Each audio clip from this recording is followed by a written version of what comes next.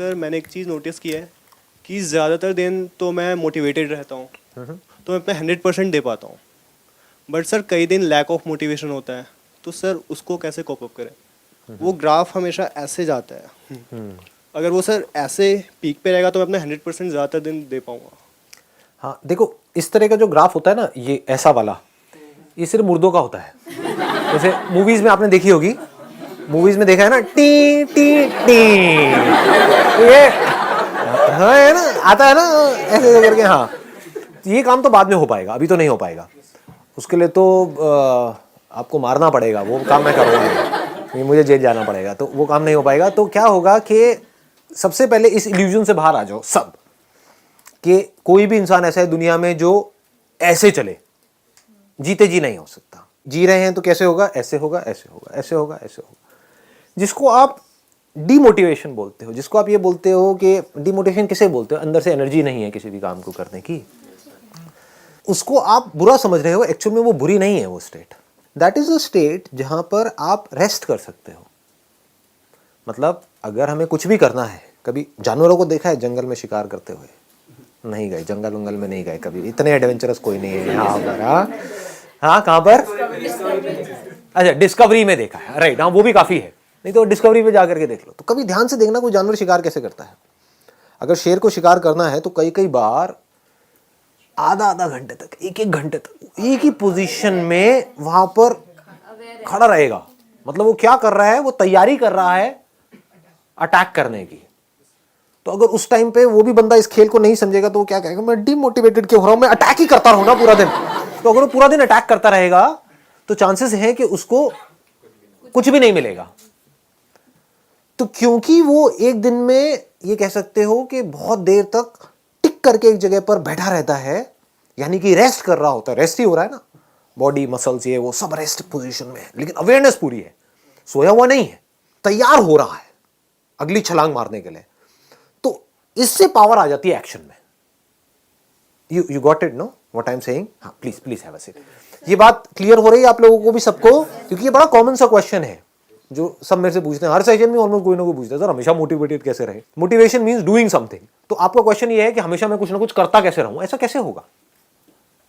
कभी करोगे तो रुकोगे भी तो सही ना। इसका एक बड़ा इंटरेस्टिंग सा एग्जाम्पल है कि जैसे दो वो थे, लकड़हारे बोलते हैं, जो पेड़ काट रहे थे। ये सुना है आप लोगों ने? एग्जाम्पल सुना होगा, जिसने नहीं सुना मैं बता देता हूँ, बड़ा कॉमन सा है ये। दोनों ने साथ साथ में पेड़ काटना शुरू किया। एक दिन में मान लो 10 पेड़ काटते थे दोनों। कुछ टाइम बाद, एक महीने बाद क्या हुआ कि एक बंदा 10 से 20 पेड़ पे पहुंच गया, 20 पेड़ काटने लगा, और जो दूसरा बंदा था वो एक पेड़ पे आ गया।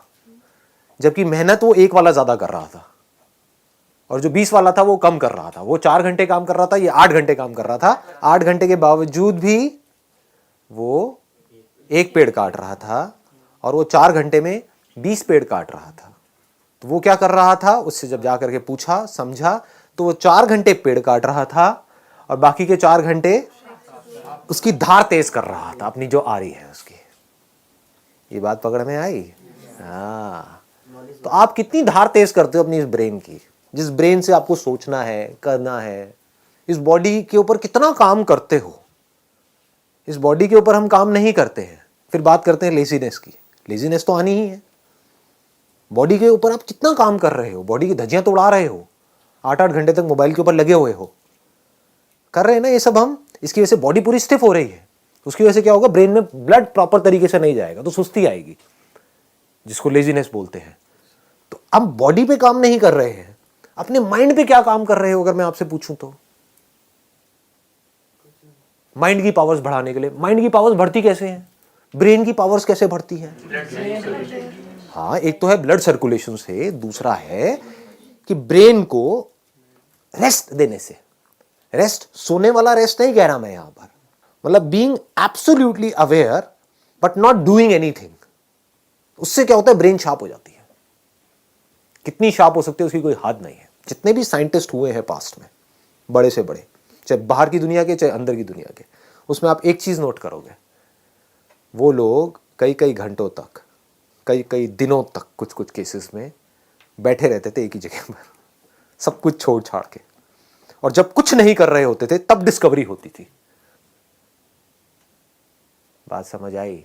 दूसरी तरफ से ऐसे लाखों साइंटिस्ट आए और गए, उन्होंने क्या किया, जिंदगी में 50 साल तक खच्चरों की तरह सिर्फ काम ही काम किया, सुबह से रात तक लेबोरेटरी में लगे रहे, कभी कुछ कर रहे हैं, कभी कुछ कर रहे हैं, कुछ नहीं कर पाए। करने से सब कुछ थोड़ी होता है।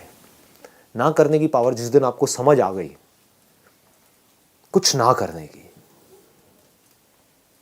जब आप कुछ नहीं कर रहे होते, मैं सोने की बात नहीं कर रहा हूं, जागे हुए हो, कुछ नहीं कर रहे हो, ना अंदर ना बाहर, तो उस वक्त क्या होता है?